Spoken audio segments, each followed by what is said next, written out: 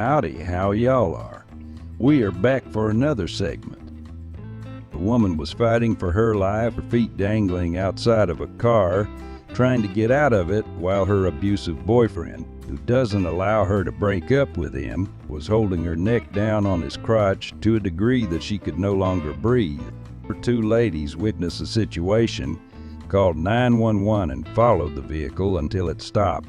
They helped her get out and the suspect drove off. When the cops arrived, suspect returned and asked them if she was okay. He was detained and put in a patrol car. At some point, officers heard him continuously hitting his head in the car. Hi, are you? Yes, sir. Hi, I'm Corporal Fox with the Garland County Sheriff's Office. How are you? I'm doing all right. All right, so what's going on today? So, that's my boyfriend, or ex-boyfriend. We've dated for 2 years.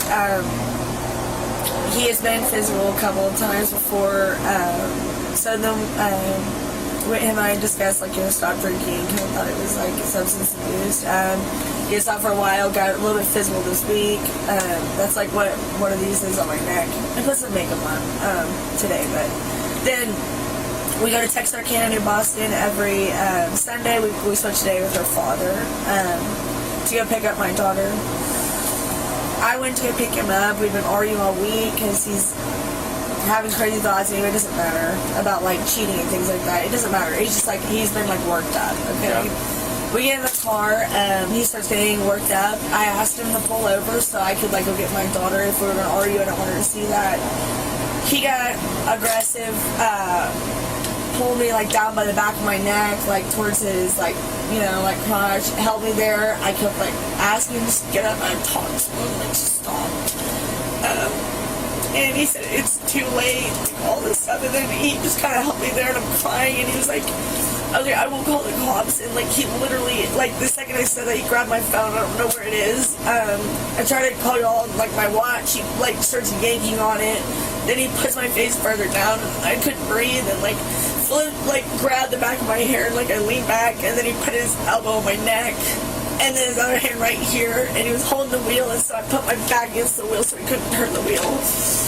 And then he had to slam on the brakes in the middle of the road, and then so I grabbed the door handle and I opened it up, and the ladies, I was just dangling my feet out hoping somebody saw me, and after 30 seconds to a minute, those girls got me. And then I asked them to get me, and they got me, and they started calling you guys and trying to take care of me. That's where we're at. This sounds like the unfortunate classic of narcissistic rage. Our hearts go out to this little lady. Where were you in this house? We were passing the junction right there, past Dollar General, that stop sign when all of this started by the church. If you're Why does it seem like so many wild incidents happen near a Dollar General? Passing Dollar General, and there's a stop sign, and he goes left out to that highway, and then he goes straight out here. Okay, so you're talking about the Dollar General over by Harps? Harps, yes, sir. Okay. All right, so I'm going to have to get some photos of you real quick, but I'm going to have you fill this out. Can I take the pulse off? Okay. So this is just going to be your name and information up here. Do you know where your driver's license is, any of that stuff? It's in that car. Okay. Make sure, if you can, put your phone number here and then list. Basically down here, you're just marking you're going to be victim, and then you're just filling out what happened in your own words right here, and then just sign down there, okay? And then I'm going to be asking you a couple. Did y'all catch that mean scar on the officer's arm? That looks like a battle wound Wyatt Earp would be proud of. Quick questions while we're going through. Now, this is a Lawrence Law card.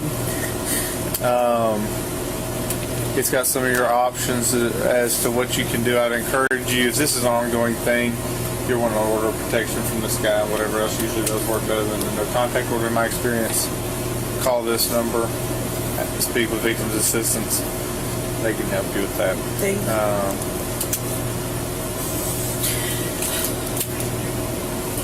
And I'm going to leave this. Is this your bag? Yes, sir. Okay. I'm going to leave this in the top of your bag. Okay, it's got all the information. had my stuff, like my phone and my purse are in the car. Is there any way I can get them out? Yeah, I'll get it for you. Thank you. That's no problem.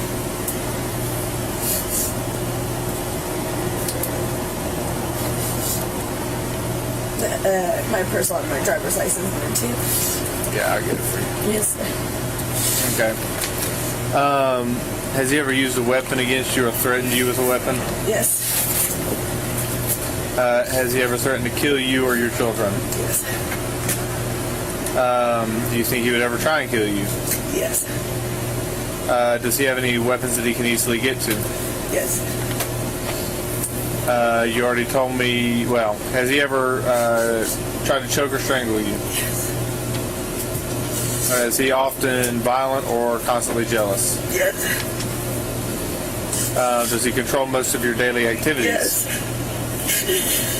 Have you ever left or separated from him after living together or being married with him? We're dating. I've tried to leave a couple times and he doesn't let me. So you've never, okay. Are you currently unemployed? Yes. Do you have a job? No, I'm a student. No. Does he follow, spy on you, or leave Yes. you threatening messages? Yeah. Is there anything else that you need to mention as far as your concerns about your safety in regards to him? The fact that no is never no. Like I've tried to leave a couple times and he just shows up everywhere. I moved in with my grandparents this summer after he beat me. And he showed up and I was sleeping with my 13-year-old cousin while her mom was at work, and he put a gun in my hand and told me if I didn't go outside he'd kill all of us. It's just all the time. I put a gun in my mouth 2 months ago and said to smile so that way nobody would see my teeth in the afterworld. I mean, he's just a fucking nutcase, and that's with no glass of wine, no drugs, like any day of the week. He's just a nutcase. Man, I hate to hear all of these allegations. I sure hope she gets to a safe location with her daughter, is protected, and her yahoo of a boyfriend is able to stay away from her. This toxic right here situation is as dangerous as a pack of wild boars circling a cottontail. All right. Is this unlocked? Yes, sir. All right, sir. Step out for me.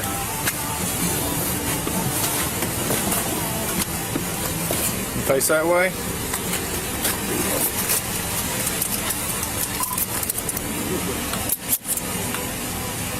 What's going on, sir? You're being arrested for domestic battery. And I asked the other officer, I'd like to make a claim myself, domestic battery. I Okay. haven't been able to do that. Well, we'll work on that later. Sir, I stopped willingly on this side of the road. Uh-huh. I feel like now I've been cooperative and haven't had any chance to speak. And now I'm being arrested. I don't really understand. Well, I'll explain it to you. Yes, Here you sir. go. If you'll pull my key out of there, please.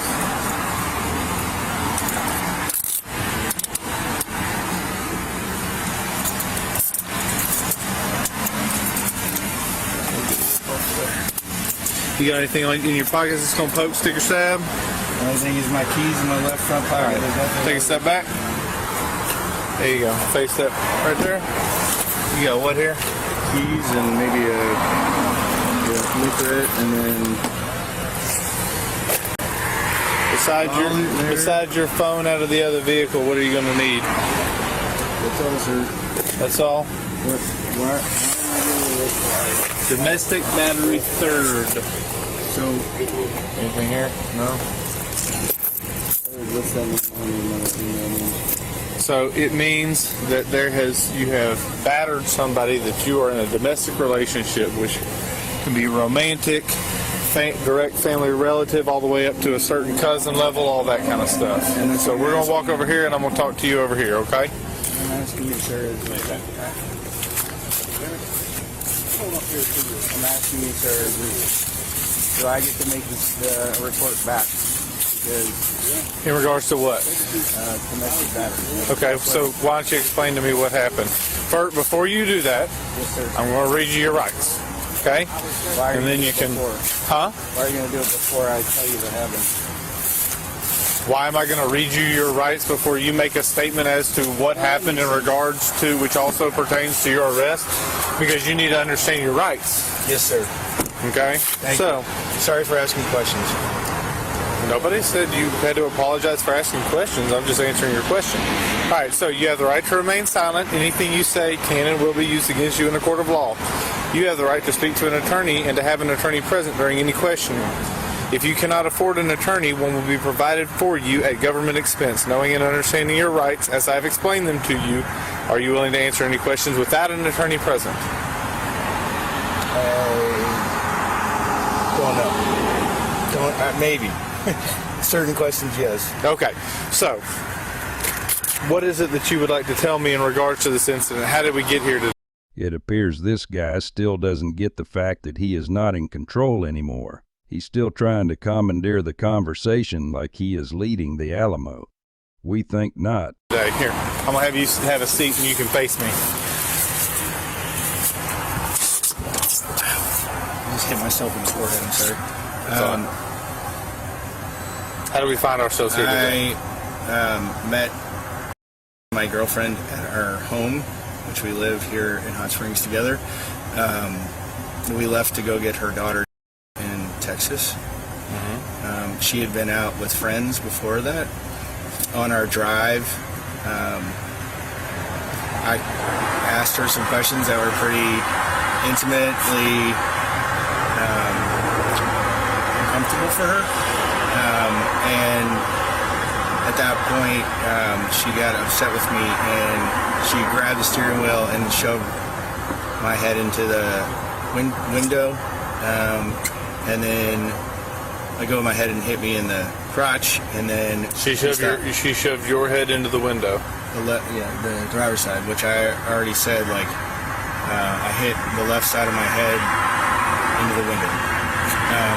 At that point, she opened the door to get out, and she grabbed my phone, and I grabbed a hold of her to hold on to her because I wanted my phone. And then when she threw my phone out the door, that was about the time the pickup picked up, and they were screaming for me to let go. And I was completely traumatized by what was going on. And my phone was outside, and so at the concern of not knowing what the hell was going on. So she threw your phone out of a moving vehicle? No, sir. We'd already stopped by then, because when she grabbed the steering wheel after she let go of my let's see, her right hand, I guess, was on the steering wheel. Her left hand was on me. When she grabbed the steering wheel, she pulled it towards the side of the road, and that's when I slammed on the brakes and we pulled it off to the side of the car, off the side of the road with the car. We were stopped during all of the rest of what I'm telling you. And then she grabbed my phone and she wanted to get out of the car, and I held on to her until she threw my phone out of the car.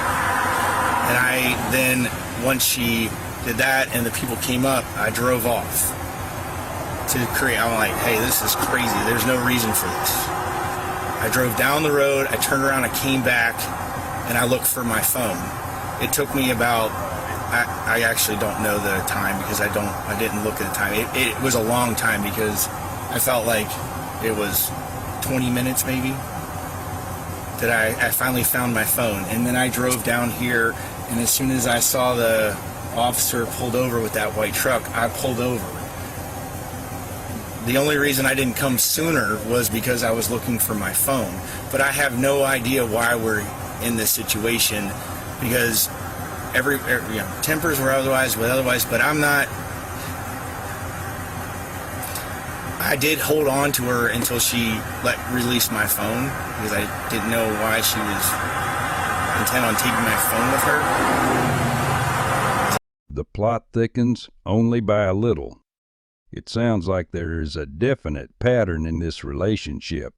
I sure think it's best that they part their ways and ride off into the sunset in different directions. I thought she had her phone. I don't know where her phone is.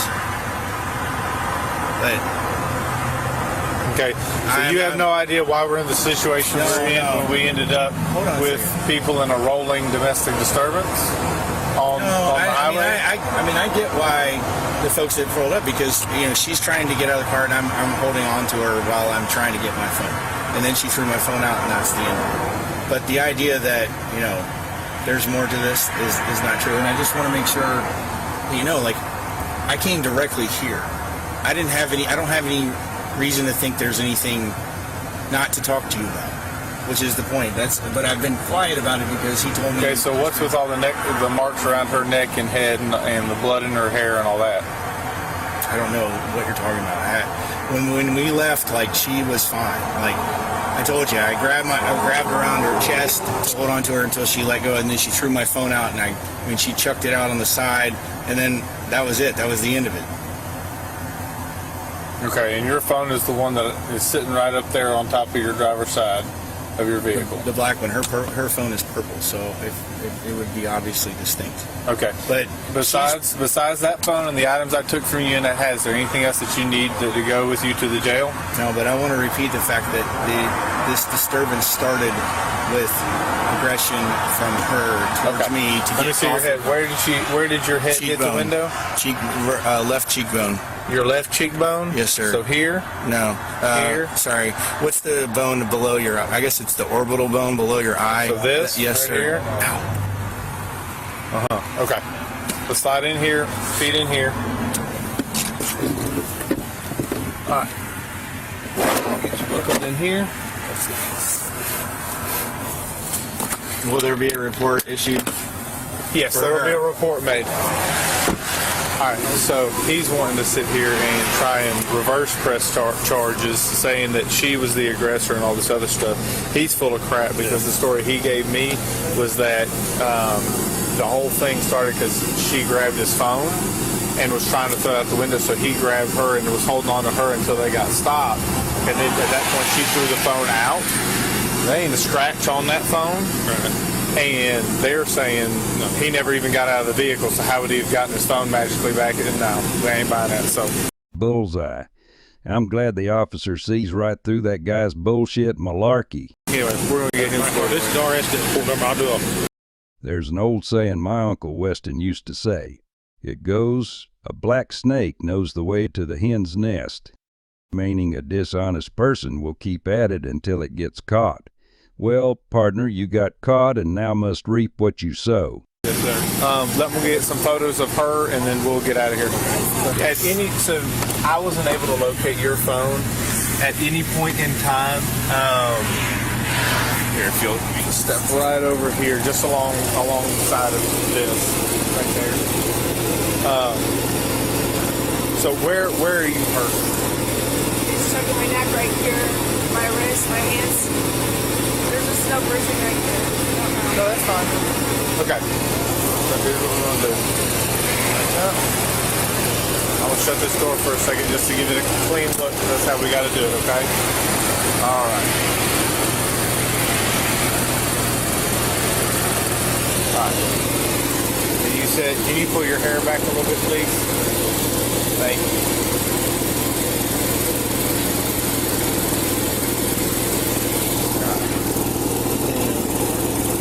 Not trying to make you feel uncomfortable, just trying to make sure I get comfortable. You said that he was grabbing on your arms and your... Yes, sir, like right here. Sometimes bruising isn't immediate. Any place else?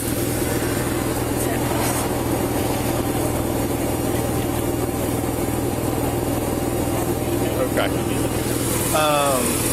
And you said, did you say on your hands?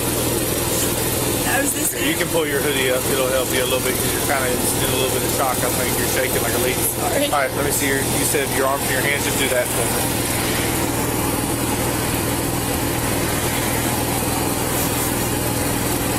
Okay. And you said he grabbed you by the hair. Where exactly did he grab you by the hair? Because I see... Right here. He grabbed you right here? I have a snip. Sorry. Okay. No, you're fine. Here. Fluff your hair a little bit back this way. No, let your hair sit down. Let your hair sit down. Hold on. I'm not trying to touch on you, but you have blood in your hair. That's what I'm trying to get a photo of. Okay. All right. Okay, now, here's my question, okay? Just as best you can think of. Did you finish writing this? Okay. Go ahead and keep writing that. I told him this. I bit his right hand or something whenever I tried to get back up. Okay.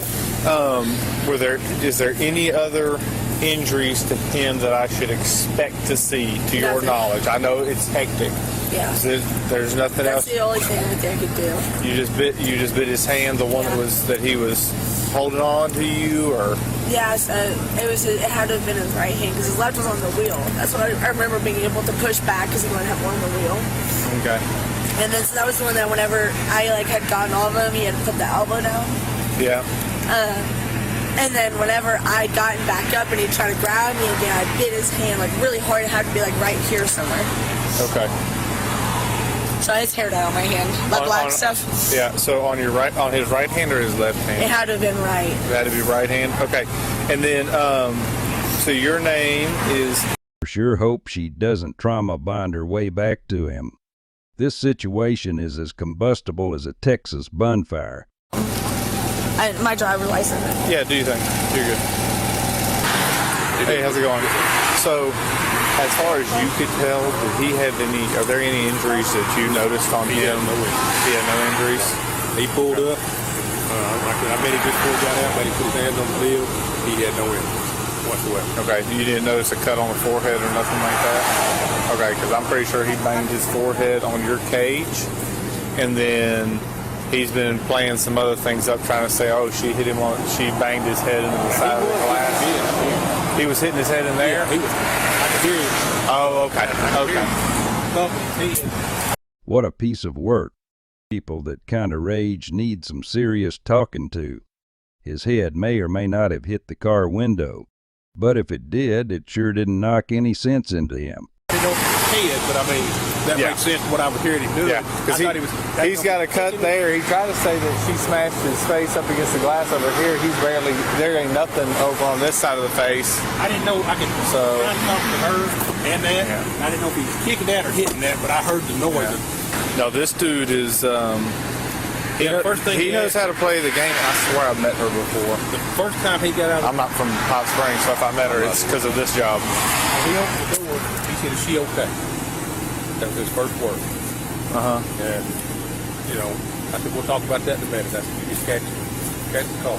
And she's got blood in her hair, and she's got all those marks around on her neck and her shoulders and stuff where she said he grabbed her. So.